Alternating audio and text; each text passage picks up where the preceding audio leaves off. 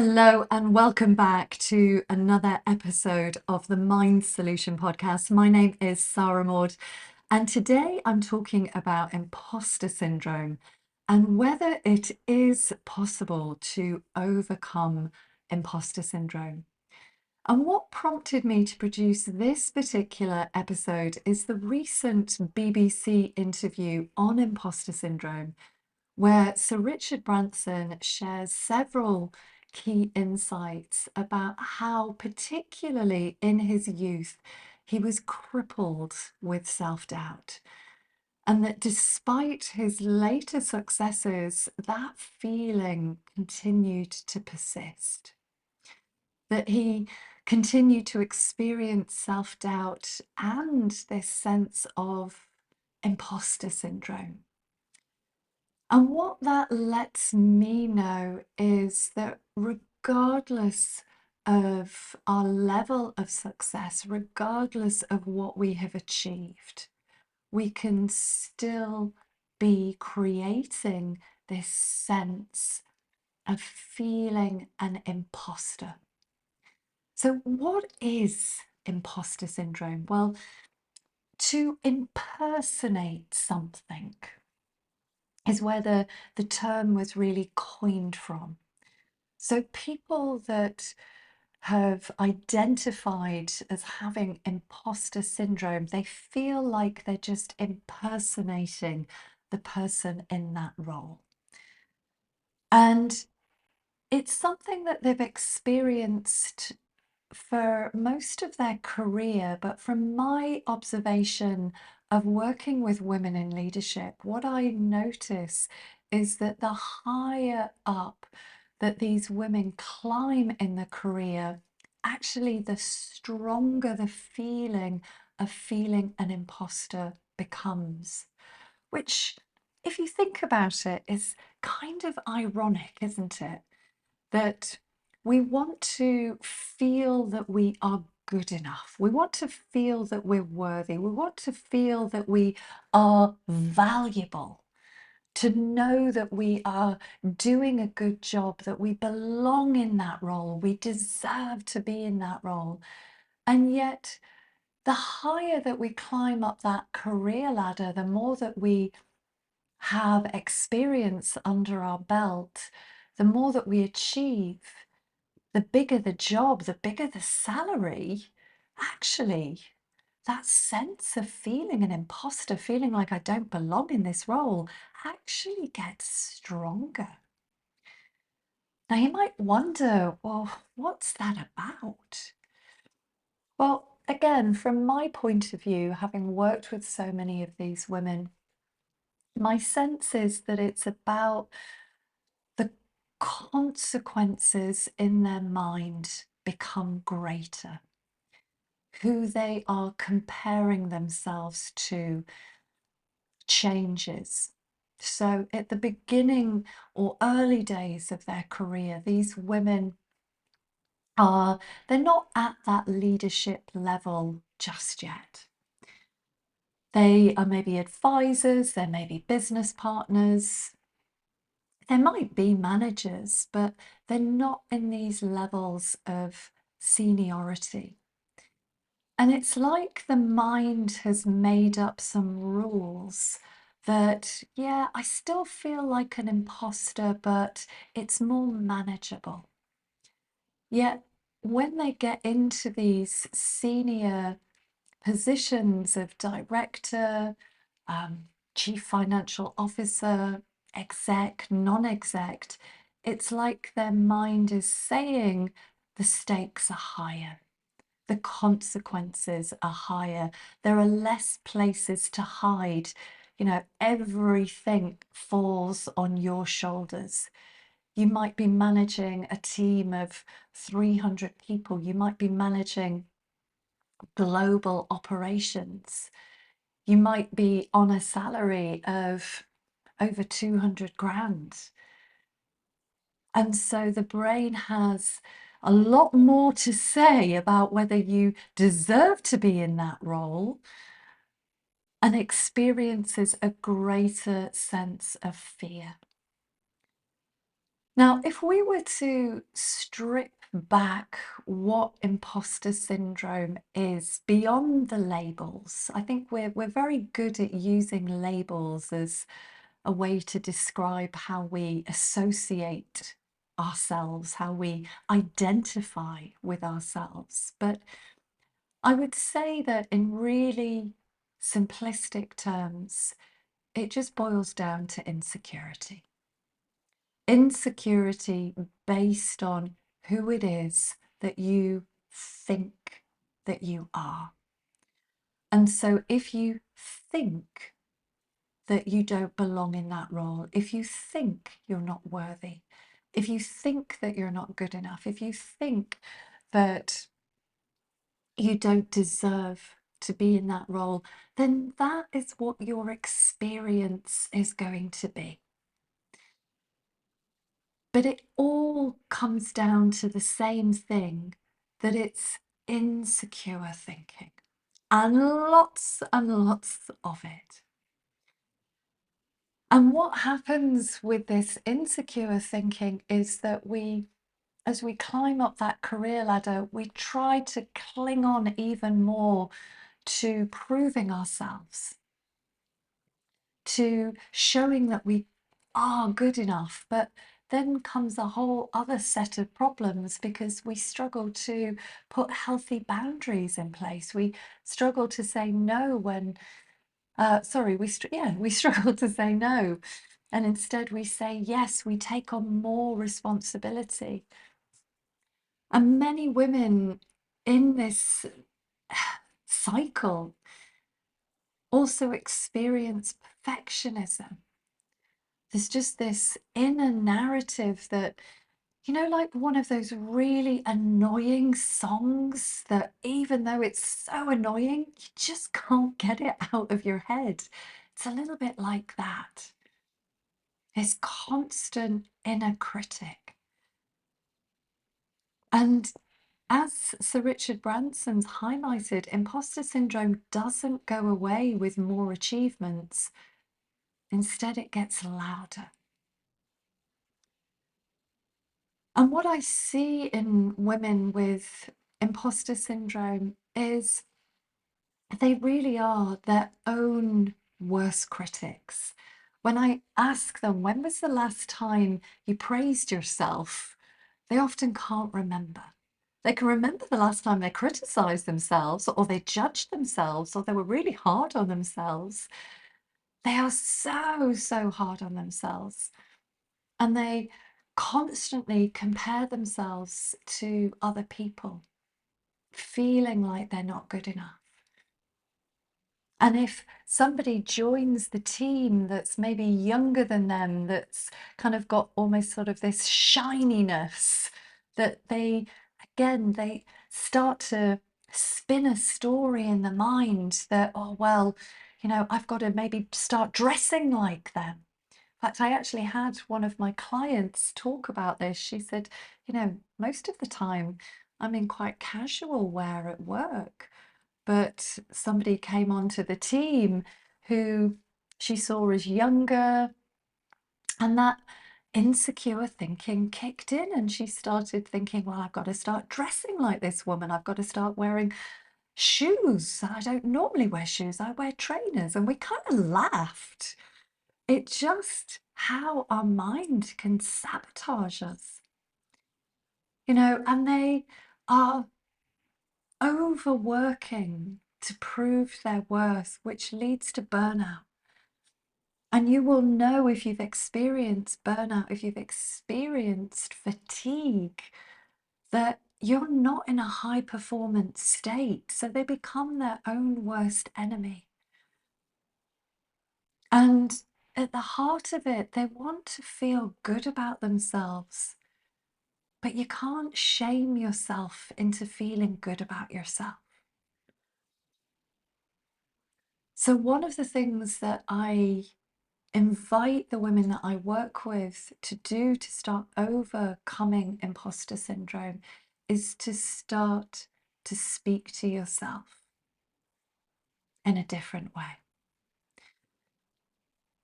And it might feel uncomfortable, it might feel very unfamiliar, it might feel a little bit jarring, but here's something I really would love for you to hear, at whatever level you hear this, is that once you start to become aware of the way that you treat yourself, the way that you speak to yourself, well, it's not unconscious anymore.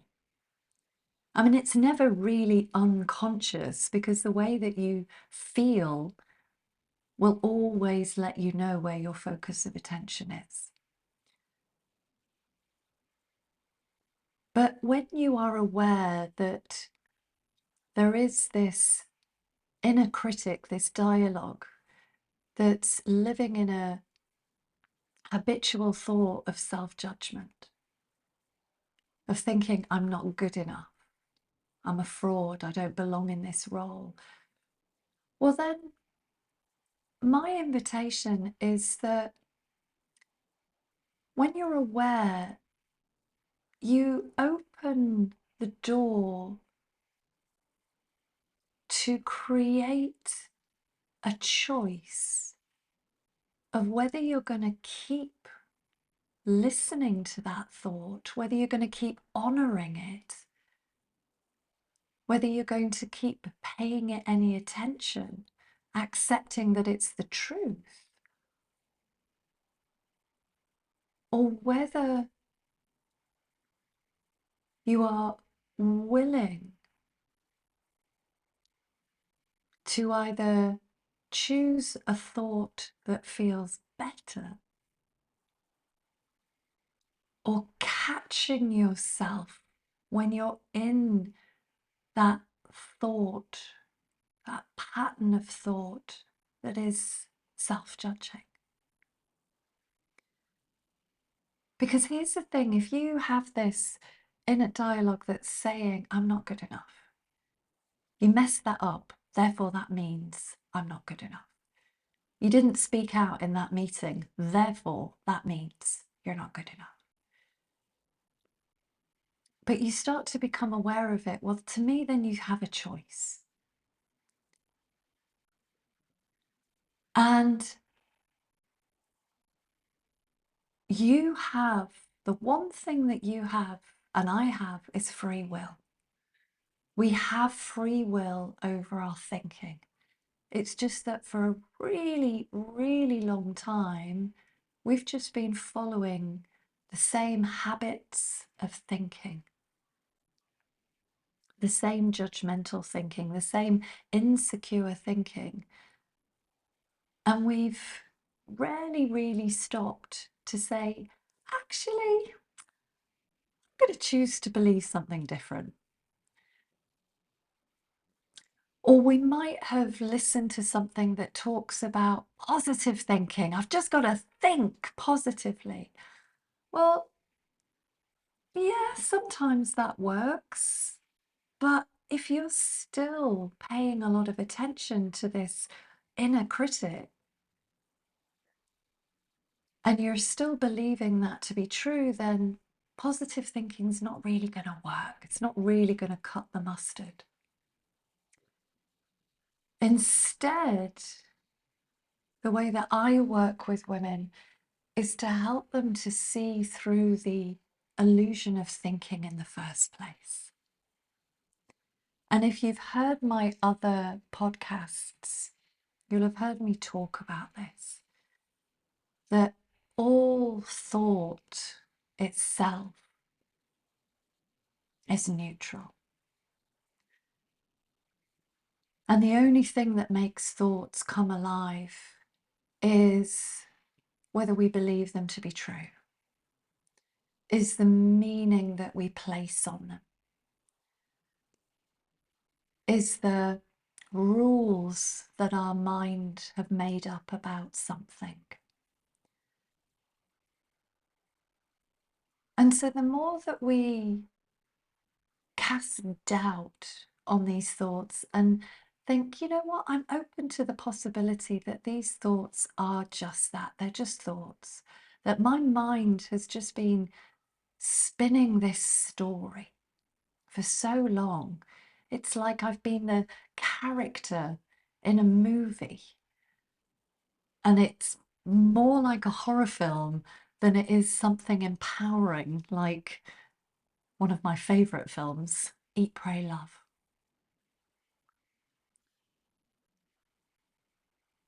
So I think a big part of overcoming imposter syndrome is we have to be willing to make the commitment to treat ourselves differently,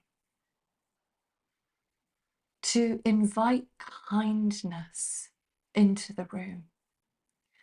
A question that I quite often ask my clients is, what would love do? You know, when they're in one of these old habitual reactions, it's getting them to ask the question, what would love do?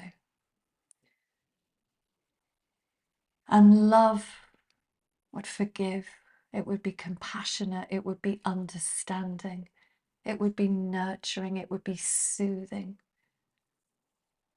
it would be loving.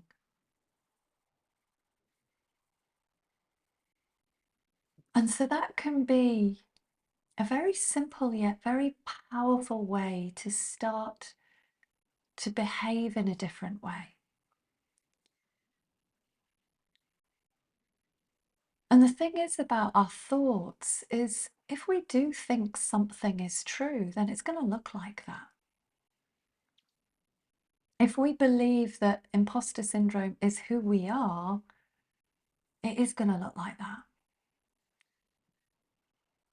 But if we are able to see actually our true nature, the truth of who we really are, well, that true nature comes before all this crap we have in our head about who we think we are.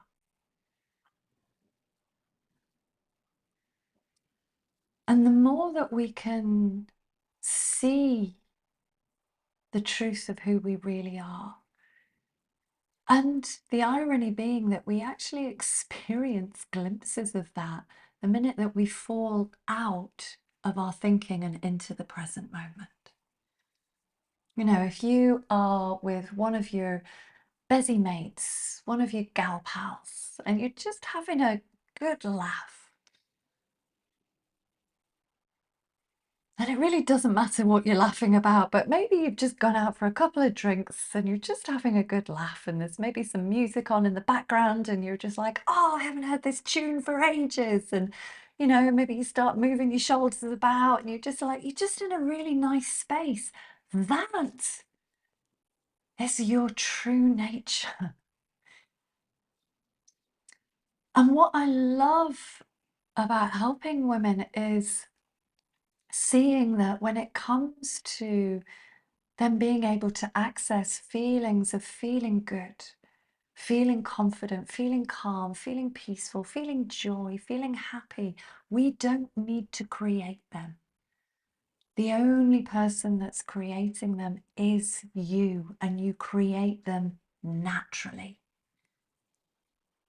It's only when we go looking for how to create them outside of ourselves that it's a little bit like that saying, looking for love in all the wrong places.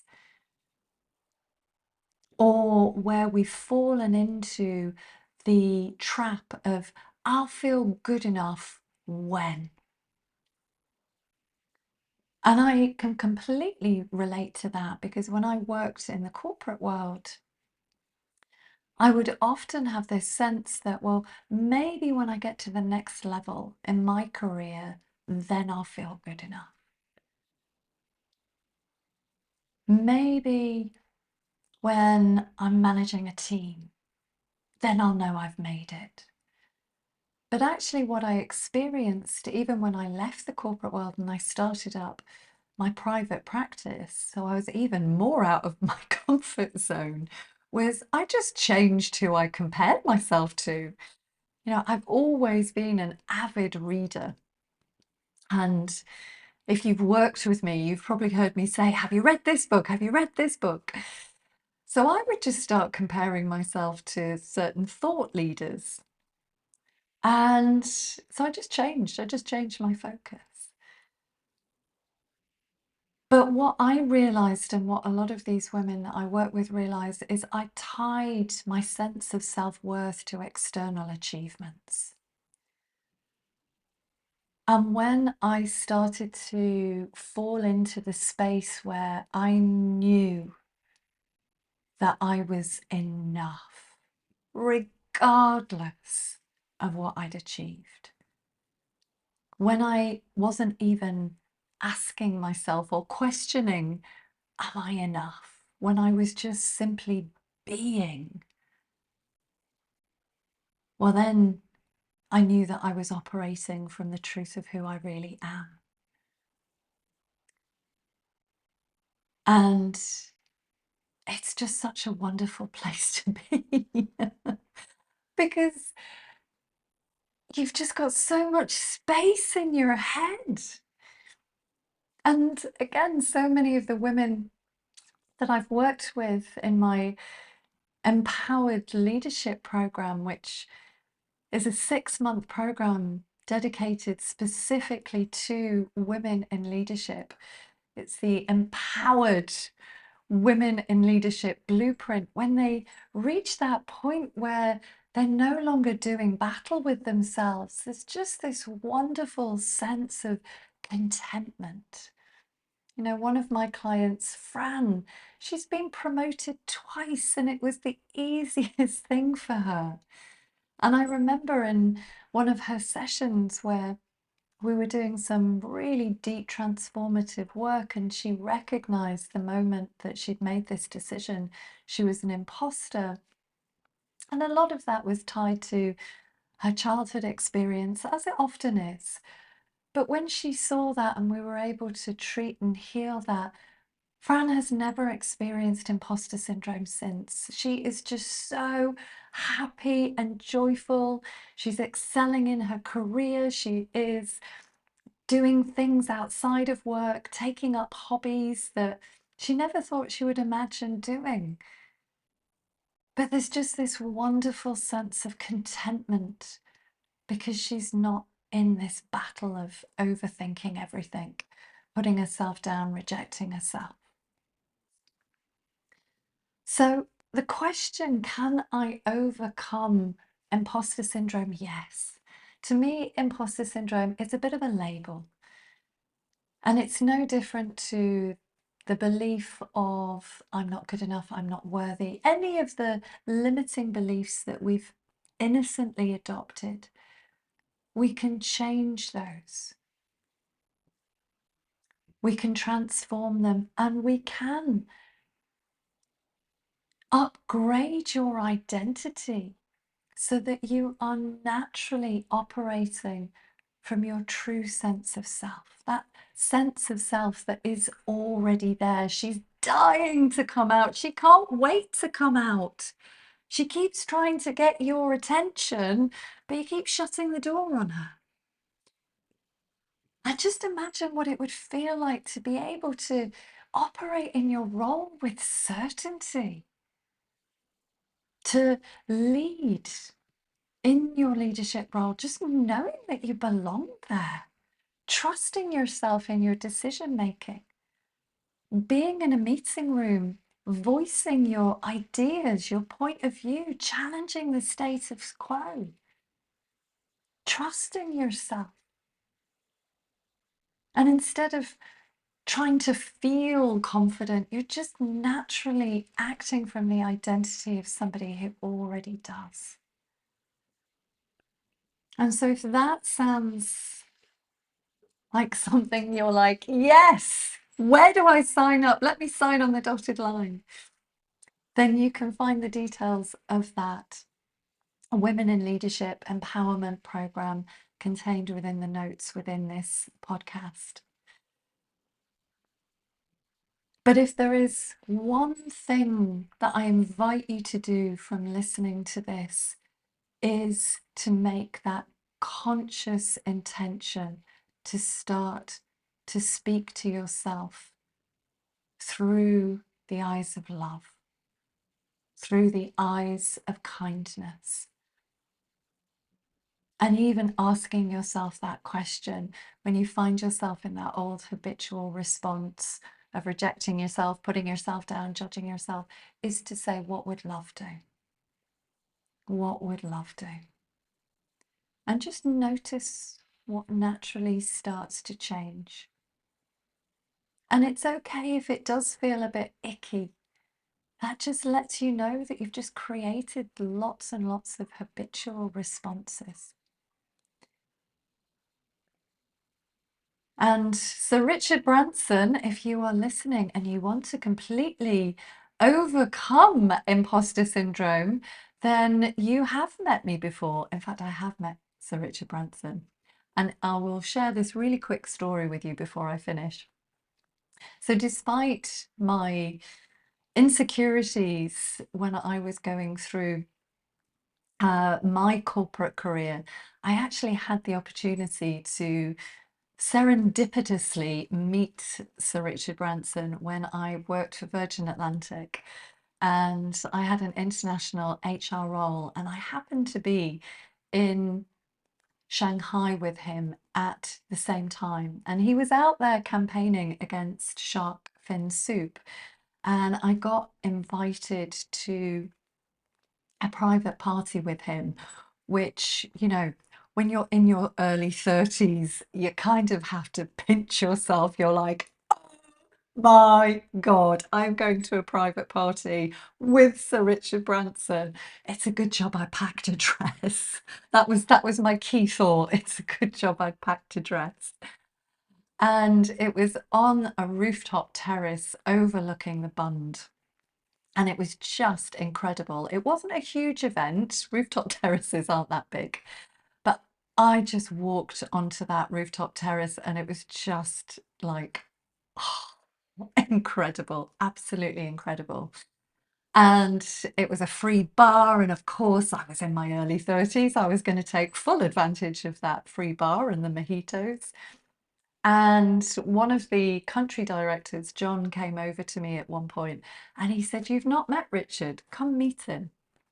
So I got taken over to the little VIP section where I plonked myself down next to him, gave him a mojito that I picked up off the bar, and then saw that he was drinking Moet and Chandon. And I was like, oh, well, it's a thought that counts. And he asked me what my opinions were about flexible working.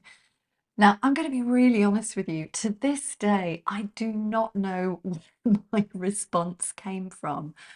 But because I wasn't overthinking it, because I wasn't in my head, probably also because I've necked a couple of mojitos, and I was just relaxed and excited, this response that came out was the most articulate response. Now, I did do a degree in human resources and I just started quoting all these different countries and what they were doing when it came to flexible working in the workplace. And Richard just let me talk. And then after, I don't know, maybe about 4 or 5 minutes, he just put up his hand and he said, "Okay, I love you already. Would you put that in an email to me?" And of course, I'm like, "Yes. What's your email address?" I still have that piece of paper with his email address on that he wrote on. It's like it's like when you go to a concert and you get a celebrity signature. And the point of my story is that when we are not getting in our own way, that's when our genius comes out. So I have every doubt, every faith that the woman that you desire to experience and hang out with, she's already there. She is already all the things that you want to, and when you stop getting in the way of her, well then, miracles can happen. So, happy listening. I trust that this has planted some seeds, and I look forward to you joining me on another episode of the Mind Solution podcast. Bye-bye.